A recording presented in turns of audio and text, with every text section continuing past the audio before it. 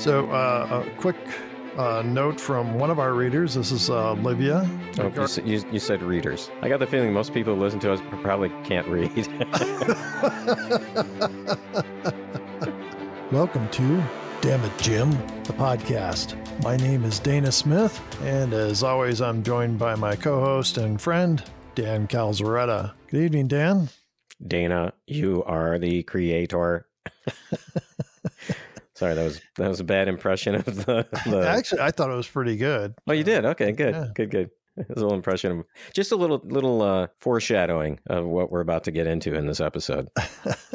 How you doing, though, Dana? Good. Had a few days off over the weekend, as I said I was going to do, and got some rest and relaxation. I played some golf, and didn't play well, but it was fun nonetheless. I play mini golf, Dana. That's the only kind of golf I play.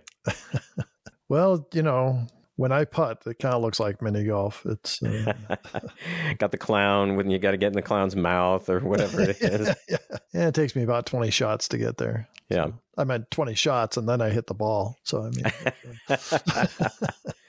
Well, it seems like golf is one of those games where unless you're really serious about it, you're drinking and there's just like no in between. It can be very relaxing. I don't keep score. And I find that when I keep score, my game is not as good because I become more tense. But if I'm just relaxed and out there for fun and trying to make sure I stay on the fairway and stuff, I usually do fairly well. So how about you? Did you have a good weekend? I brewed beer this weekend, Dana. You know, I'm a little bit of a beer brewing nut, maybe. That was one full day. I'm not going to say work because it's not work. It's fun. Well, that's great. If you love what you do, then it's not work. Before we dive into this week's episode, we did have a lot of good comments on last week's episode, Who Mourns for Adonis? Many people liked this episode. Well, a few thought it wasn't one of the best, but I would say that the people that liked it were more than those that didn't. And there was a lot of positive comments on Carolyn Palamis's toga. Yeah, well, I can't disagree. A few women commented on Apollo. Did they mention the nipple? Nobody did. Nobody mentioned the taped nipple. Interesting. Anyone mention your nipple incident? Somebody said they thought it was funny that I was missing a nipple. And just to be clear, I'm not missing a nipple. I just have a chunk taken out of one. That's funny. That was a funny story, Dana. And like I said, I've known you a long time. That's the first time I ever heard it. Do you ever have dreams, nightmares about the fish coming after you? Yeah, I won't even go in a pool now. Can you eat fish? Oh yeah, because it's revenge, and I start on the underbelly. Yeah, so yeah, because fish don't have nipples. Although I would imagine a whale and like a porpoise and dolphin, I imagine they would, right? They'd have to. They're mammals, right? Yeah, so they should. I would think so. Once again, here we go. Maybe we can get is it a zoologist or a marine biologist? Marine biologist, I think, is what we need, yeah. Come on the show and tell us about whales' nipples. One of our loyal listeners, Olivia, had a comment regarding Amok Time. She said, "This is one of my favorite Star Trek episodes. I think it's a great season 2 opener, and it really solidifies the Kirk, Spock, McCoy triad of friendship. Honestly, I think McCoy just sat there watching them fight for about 5 minutes before he was like, all right, enough of this Schmidt." Way to go, Olivia. Thanks for putting the Schmitter in. Schmitter.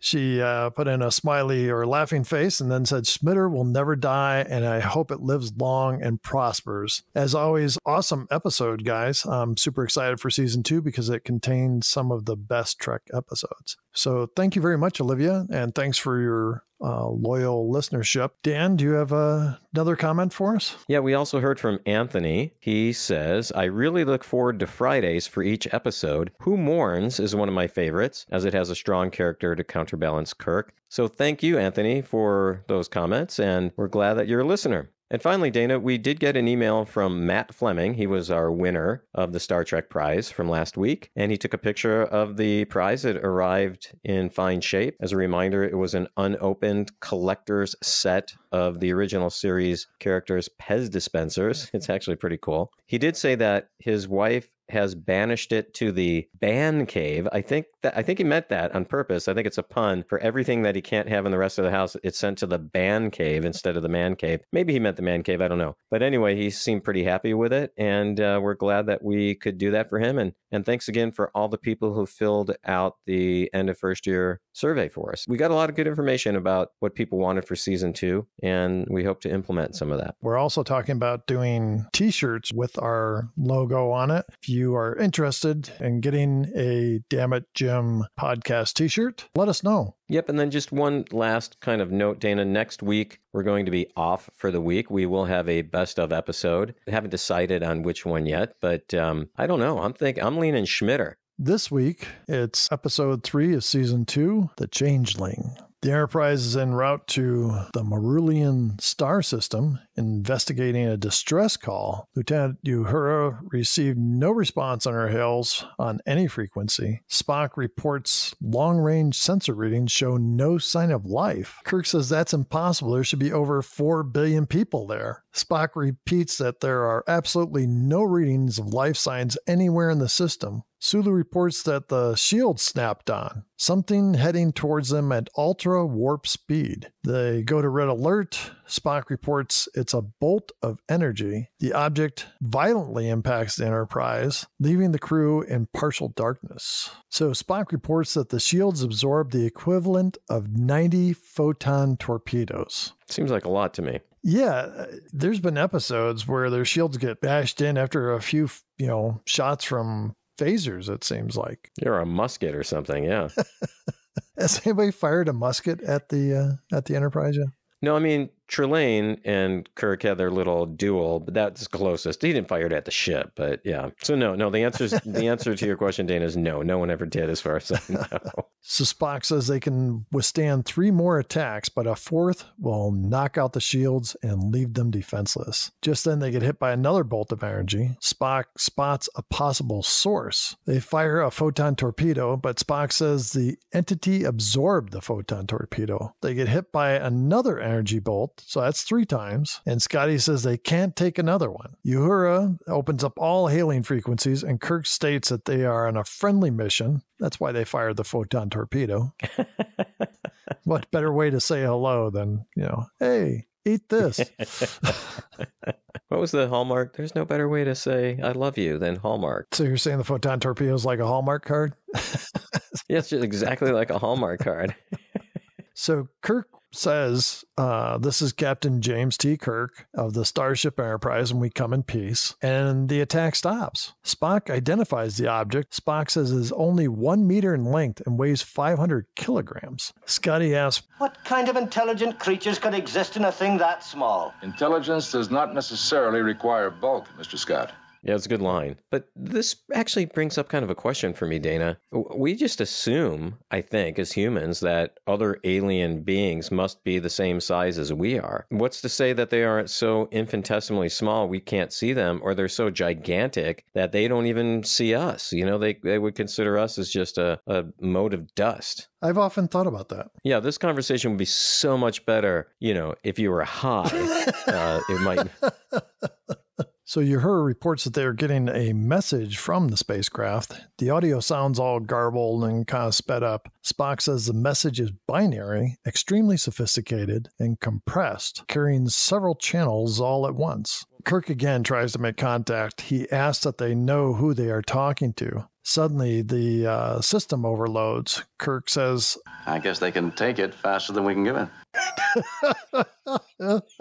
Yeah, when I watched it, I rewound it again. I was like, oh, we're going to love this one. So, Dana, I have 2 questions about that quote. Who is they and what is it? I guess they can take it faster than we can give it. It's the aliens that they're dealing with. Uh-huh. And it's information. Oh, it's information. It's a data transfer. It's a data transfer. Okay. Okay. That's one way to put it, I suppose. So suddenly the message comes through. It's a mechanical voice identifying itself as Nomad. So Nomad says his mission is non-hostile, requires communication. Kirk offers to beam him aboard the Enterprise. Scotty doesn't want it on the ship, but Kirk says if it's on the ship, it will stop attacking them. What did you think about that? I wasn't so sure. Something that is small, a meter in length, and can hurl power bolts at you that are the equivalent of 90 photon torpedoes. I don't know if I'd really want that on the ship. Well, do you think Kirk's thinking was it's not going to blow up the ship because it would blow up too? Or, I mean, that might be a little... Like stupid? It might be stupid. That's a good way to put it. In the transporter room, they beam Nomad aboard. Kind of looks like a robot, maybe an oversized Hoover vacuum cleaner. That's closest. With like a Tin Man hat on. It's kind of hovering over the transporter pad. McCoy asks, what do we do now? Go up and knock? That's another good line, though. Nomad says he has no parasitic entities aboard. Scotty says that is a machine. Dana, it's kind of like last week where Spock says about the giant floating green hand that it's not living tissue. Here, Scotty's making the same kind of obvious, comment. Well, I think that they were all expecting like an alien to come aboard. Yeah. When they see this overgrown vacuum cleaner, they realize that it is a machine. I can't fault Scotty. And, we need some carpets cleaned on the Enterprise. It's been a while, so get to it. Yeah, there's probably still that spot on the bridge. I think that's still there, yeah. And then we've got some others, Ponfar related, possibly. I mean, what I meant by that was the soup that he threw against the wall. Spock comments that it's reacting like a highly sophisticated computer. Nomad says, I am perpetual. Kirk remembers that there was a probe named Nomad launched early in 2000s. Spock says it was believed to have been destroyed. Nomad shows that it can move by floating off of the transporter pad and follows them out into the corridor. One of the things I like about that when Kirk says, it comes from the early 2000s, and Star Trek has done this a few times, they kind of looked ahead, right? The show was 1967, so they're looking 33 years into the future. And it's kind of interesting what they think the year 2000 would look like. Oh, yeah. We don't see a lot of it, but we see a result of the technology, right, in this hovering. Actually, maybe instead of hovering, we should call it hoovering because it looks like a vacuum cleaner. It's the show's way of looking into the future. For us, it's looking, 23 years back. I just think that is cool to think about that. I had a similar thought. Obviously there's been probes sent out into space. And into Uranus. I knew somehow you were going to get that in. Sorry, I couldn't help myself. Kirk, Spock, and McCoy take Nomad to the auxiliary control room where they show a display of a map of the universe. Nomad scans the map and asks if they are from Earth. Kirk says yes. Nomad says, you are the creator. Dana, can I stop you for a second here? This goes back to a discussion we've had about several episodes, right? It's like, hey, something comes onto the ship. We're just going to turn over all the information. And not only that, we're going to tell it exactly and point out on a map where we come from. Yeah, it's taking friendly a little too far. But it's like when Khan, right, came aboard. He's like, yeah, here's all the information about us, on the computer. Yeah, and again, this is a being that earlier was trying to destroy them. Yeah, good point. So Nomad had said, you are the creator. The sterilization procedure of your ship was not necessary. When Kirk asked Nomad to explain, it says, you are Kirk, the creator. You program my functions. McCoy asked, Well, I'm not the Kirk. Tell me what your function is. This is one of your units, Creator? Yes, he is. It functions irrationally. Sometimes. What did you think of that line? oh, I liked it. Joke at McCoy's expense. Yeah. Nomad says, my function is to probe for biological infestations, to destroy that which is not perfect. But that whole term, biological infestations, I thought that was a cool term, and it made me think of lice. Yeah, that's essentially what we are to Nomad. Kirk turns to Spock and says, biological infestation? Spock says, I will investigate the records. So as Spock is able to investigate the records right there next to Kirk, Kirk asks Nomad, why do you call me the creator? And Nomad asks if the usage was incorrect. Spock suddenly stands up and says, the usage was correct. The creator was just testing your memory banks. Nomad says, much damage was done during the accident. So Kirk calls the tech over. It's, I believe he referred to him as Ensign Singh. And Kirk tells Nomad, this unit will see to your needs. Kirk pulls Spock and McCoy out of the room. Spock explains that it is the probe launched from Earth. McCoy states it's impossible for anything so sophisticated to have been developed way back then. Kirk says Nomad was destroyed, and Spock reminds him it was presumed destroyed. Spock says it was probably just damaged. In the map room, Singh gets closer to Nomad and some lights come on Nomad, and Uhura calls down to the auxiliary control room. Singh says everything is normal, but he wants to run some checks. And so while he's doing checks, the comm is still open. Uhura starts singing, and while Singh checks the system, Nomad just leaves the room while Singh is checking out all the other panels because there are no locks on the freaking doors, Dan, ever. Yeah, and a couple things about that scene. One, when Kirk left and told Singh to watch Nomad, the look on Singh's face was like, holy crap. Yeah. He's leaving me with this thing? That's first thing. Second is, as much as I like Uhura and as much as she has a beautiful voice, if she was singing while I was working, that would drive me freaking insane. Huh. That's all it takes, huh? Yeah, that would drive me crazy though, Dana. The singing. It's like, keep that to your quarters or the rec room. She's kind of known for doing that. And I don't mind the singing. It's the singing on the bridge while you're working. I'm trying to get some work done here. So yeah, I think everybody else on the bridge can hear her. Oh, yeah. Singh didn't seem to mind. No, he didn't. In fact, he was kind of smiling like, oh, there she goes again singing. Glad I can just shut her off whenever I want. Kirk and Spock check the computer on Nomad's creation and launch. Nomad was originally built by Jackson Roy Kirk. Spock says a brilliant but erratic scientist. He wanted to create a perfect thinking machine. And all of a sudden, Kirk makes the connection. Jackson Roy Kirk, James T. Kirk. Spock says, it thinks you are the creator. Spock then shows the diagram of Nomad. McCoy doesn't think it's the same as what Nomad is, and Spock says essentially it is. It mentioned the other, and Spock says the question is the other what? The original mission for Nomad was to seek out new life forms. Spock says now it is seeking out the perfect life forms. Something has changed. Kirk says, if this is true, then we've brought a device onto our ship that sooner or later must destroy us. Kirk calls security and asks the security team find Nomad. Next thing we see is Nomad comes onto the bridge. Just right on the bridge. Yeah, Scotty sees it and he calls Captain Kirk and he says, the mechanical beastie is up here. That was pretty good. That was a good Scotty impression. I've been working on it. By the time we finish this, I'll sound just like James Doohan. Although he didn't sound anything like Scotty because he did not have a Scottish accent. So Nomad stops by Uhura and it asks why she was singing. And Nomad casts a ray on Uhura that covers her face. When Scotty tries to stop it, Nomad zaps Scotty and he goes flying backwards just as Kirk, Spock, and McCoy come on the bridge. Second time, Dana, in 2 weeks, right? Scotty is flying. Yeah, and being zapped. Apollo got him a couple of times, at least twice. Yeah. Now Nomad's got him. But this one's a little bit different from what Apollo did to him. Yeah, McCoy goes and checks Scotty and says, He's dead, Jim. Yeah, the iconic line. I practically cried. I was so happy. I was I was happy too. Yeah. I mean, not that Scotty was dead, but that McCoy said the line. Exactly. Kirk asked Nomad, why did you kill him? And Nomad replies, the unit touched my screens. You know, robots are people too. I think you got to ask before you touch. Well, in the 60s, things were different for sure. Not better, but different. But I think Scotty learned his lesson from this one. Well, we're going to see in some upcoming episodes. I got the feeling he needed to take some notes. So Kirk looks at Uhura and she seems blank. She's just kind of staring, no expression on her face. And Kirk asks, what did you do to her? And Nomad replies, That unit is defective.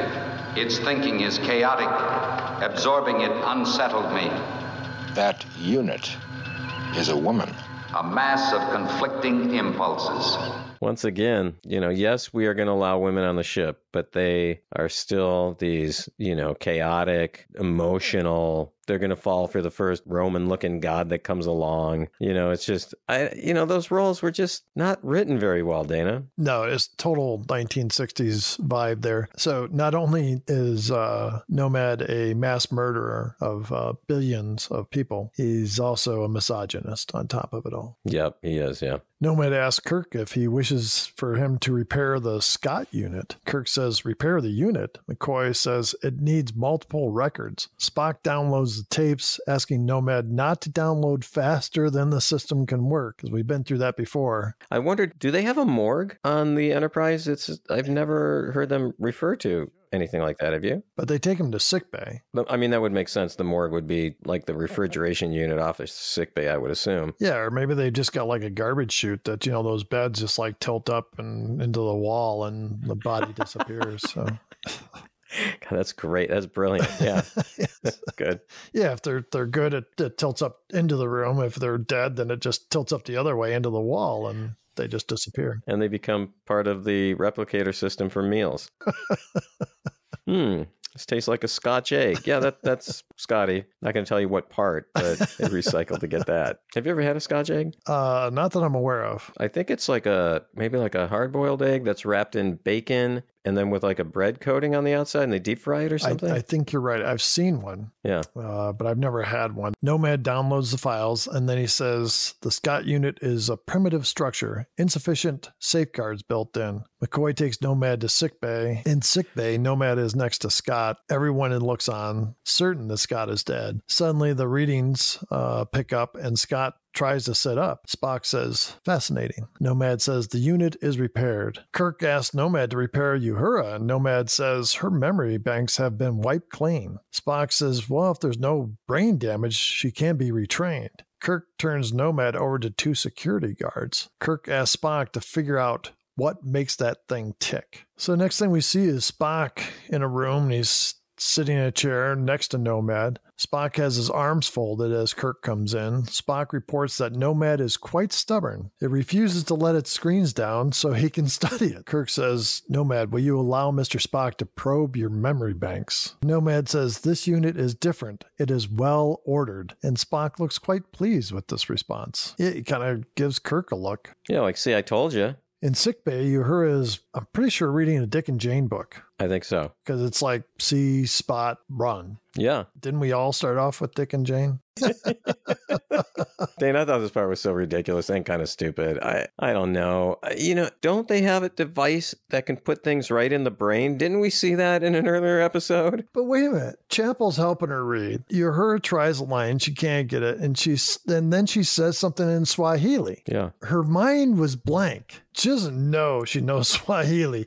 How is she able to speak Swahili but can't speak English? Yeah, see, I had the same question. I'm guessing almost everyone who has watched this episode has said, wait a minute, what's going on there? Well, they did a translation on a website, what she said in Swahili, and it was, I can't fucking believe this show. This is the stupidest script I've ever read. I think is exactly what she said in Swahili. So, Kirk and Spock are studying Nomad. Spock suggests a Vulcan mind probe. Does not seem like a good idea to me, Dana. He's already thrown Scotty across the bridge. He's wiped Uhura's mind clean. Now he's going to touch this thing and get in contact with it? Kirk says he thinks it's dangerous, but Spock says he has formed a hypothesis and needs to check it out. Kirk asks Nomad to allow Spock to touch it. Spock does the Vulcan mind probe, and Spock starts repeating, I am Tanru,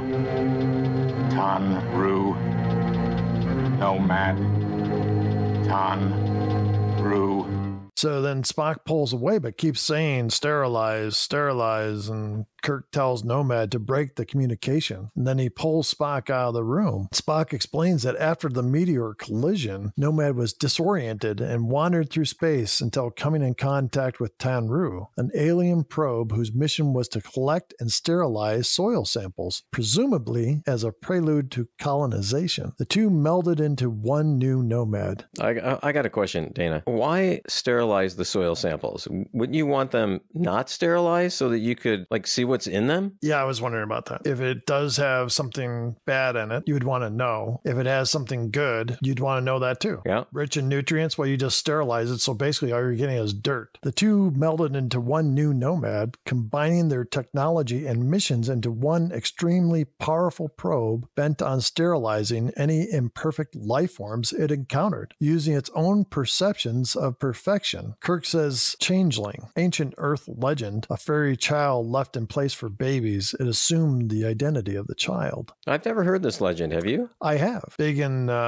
Scotland, Ireland, because they believe in fairies and all that type of stuff. Next thing we see is Nomad is in one of the holding cells, and there's two guards standing outside, and Nomad goes through the force field. The guards pull their phasers as Nomad passes by. Yeah, but the looks they gave each other, though, Dana. It's like, oh, what should we do? What do you think we should do? Yeah, it wasn't like alarm. It was more like befuddlement. Yeah, total befuddlement. Yeah, I think they went to the same guard training school as Schmitter. They pull out their phasers and they fire, and Nomad fires back, disintegrating both of them. That was a great moment for me, Dana.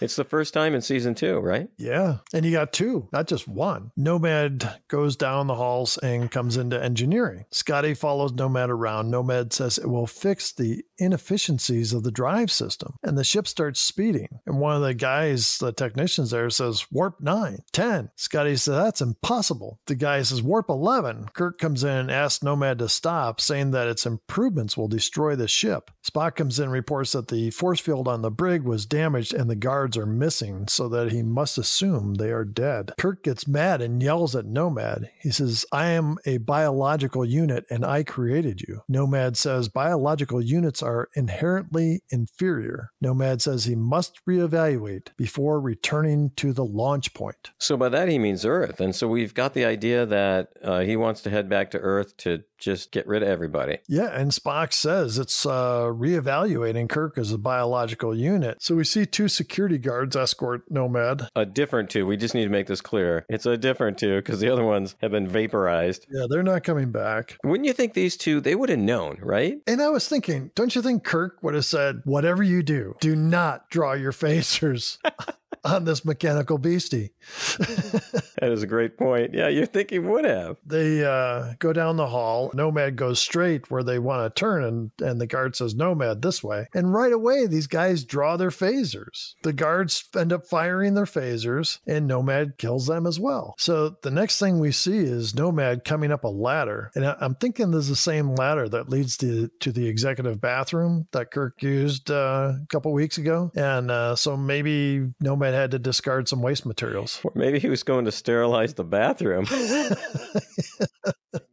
Scotty reports that the life support systems have been shut down. We realize it's Nomad. Kirk says, grab some anti-gravs and meet me in engineering. In engineering, there's technicians laying on the floor unconscious, and Kirk goes to Nomad, says, stop what you're doing and effect repairs on the life support system. Kirk says, you are supposed to listen to your creator. Kirk says, biological units are imperfect, but a biological unit created you. You are an alien machine. You have been altered. Nomad says, I am perfect. Kirk says, I am the creator, but I am imperfect. How could I have created a perfect thing such as you? Nomad says, sterilization is its prime function. Imperfection must be sterilized. Kirk argues that everything that is in error must be sterilized. Nomad says, there are no exceptions. Do you see where this is going? You know, I do, Dana, and it's bothering me already. Kirk continues on, I made an error in creating you. I created error. Nomad says, your data is faulty. Kirk says, you're wrong. You are in error. You did not discover your mistakes. You have made 2 errors. You are not perfect. You must sterilize. Nomad starts going berserk. It's trying to think, and it's kind of making all these noise, and lights are flashing, and they run over and put on the anti-gravs. They rush it to the transporter room, where Scotty transports it out into deep space. And then it blows up out in space. Later on the bridge, Spock says, My congratulations, Captain. A dazzling display of logic. You didn't think I had it in me, did you, Spock? No, sir. Which might have been the best lines that they had in the whole show. Yeah. So McCoy comes on the bridge and says Uhura is back to college level. She should be back on the job within a week. Wow, that's pretty quick. Most of us take the long way to get to college level. I didn't know that if I read Dick and Jane books and could speak Swahili, I could have gotten to college level faster. Spock says that Nomad was a remarkable instrument, and it was a pity to destroy it. Kirk says, we saved hundreds of billions of lives. Spock kind of gives him a look, and Kirk says, what are you feeling so bad about? It's not easy to lose a bright and promising son. It thought I was its mother. Do you think I'm completely without feelings? You saw what it did for Mr. Scott. He could have been a great doctor, my son. And that's how the show ends, Dan. Thankfully. So, Dana, what did you see as dilemmas in this episode? Things get distorted over time. It's like the telephone game. If I tell you a story, you tell a friend, and a friend tells someone else, and it ends up a completely different story in the end. So, I mean, it just, Nomad got disoriented. Its mission changed. How about for you? Did you have an idea on the themes or dilemmas? And it's not a new one. Star Trek was not the first to do it. It is such a trope in science fiction. It's, technology created by people and then becoming more powerful than people and not needing people anymore. I did have one more thought on that. Imperfections are what make us unique. Yeah. We appreciate one another's imperfections. So, Dan, do you have any more themes, dilemmas? Just one more thing I wanted to bring up. This show is really related in theme to the Star Trek The Motion Picture, right? With Voyager, which was Voyager. But it is really interesting that the Voyager spacecraft, both of them, Voyager 1 and Voyager 2, they're already outside of our solar system. They're the farthest traveled human-created devices, and they're still working. NASA still gets data from these two spacecraft, which I think is fascinating. Both of these eventually are going to get into or near other solar systems. And now it's going to take a long time. Voyager 1, that's not going to happen for like 40,000 years. The same with Voyager 2. But what happens when an alien race finds these? That was the only other thing. They're still working, and they're still transmitting data.